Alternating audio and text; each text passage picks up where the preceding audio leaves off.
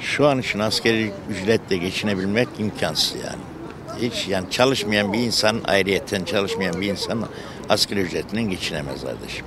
Emekliyiz ama çalışıyoruz, ne yapalım? Mecbur çalışmak zorunda kalıyoruz.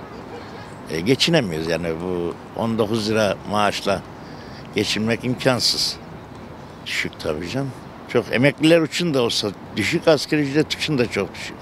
Yani o parayı kendileri alsınlar bir ay, bakalım geçinebiliyorlar mı? Asgari ücret 40 bin lira olmalı en azından. Asgari ücrete 5 lira koyarsa öbürüne 15 lira koyuyor. Yani ona şöyle bir laf var, deyim var. Kaşıkla veriyor, kepçeyle geri alıyor yani. Almanya'dan geldim. Türkiye pahalı tabii ki. Asgari ücrete göre fiyatların yükselişi pahalı tabii ki. Normal vatandaş geçim derdi var tabii ki tüm halkta. Ama memurların veya devlette çalışanlara ben bunu fark ettim. Onların durumu iyi. Yani çoğalması lazım. Bizim Almanya'da şimdi yükseltiyorlar. Yükselmesi gerekir.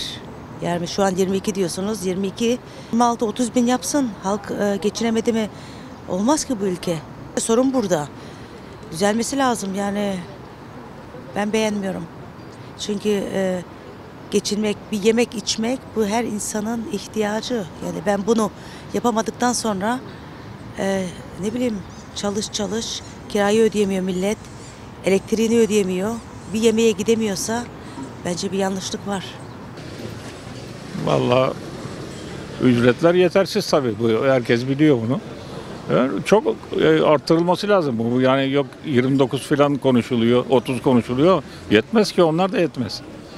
Bu pahalılıkta bugünlerde bunlar yeter mi? Her şey %100 artıyor. Yapacaklar %30. O kadar en fazla. Şimdi ben denizcilik işletmeninden emekliyim. Süper ödedik biz. Süper emekliyim göya. 28.550 lira alıyorum ben. Benim gene fena değil de ben evimi de yaptım zamanında. Ama 16 bin, 17 bin, 18 bin alanlar, mesela yanındaki arkadaş 19 alıyor. Kalıyor işte. Ya diyorum ya, kimisi 30'a razıyım diyor da 30 da yetmez. 30 olsa ne olacak? Yetmez ki. Yani kimi kirada olanlar var. Hiçbir şeye zam olmasın. Bir kere zam yapsınlar, zamları da durdursunlar, öbür zamları. O zaman yeter. Durmuyor ki hiçbir şey. Benzin her gün, mazot her gün 2 lira, 1 lira, 2 lira, 3 lira her gün artıyor. O arttı mı etiketler de değişiyor. Vallahi diyorum ya, geçinebilecek kadar bana kalırsa herkes ne alıyorsa en azından 2 katını alması lazım.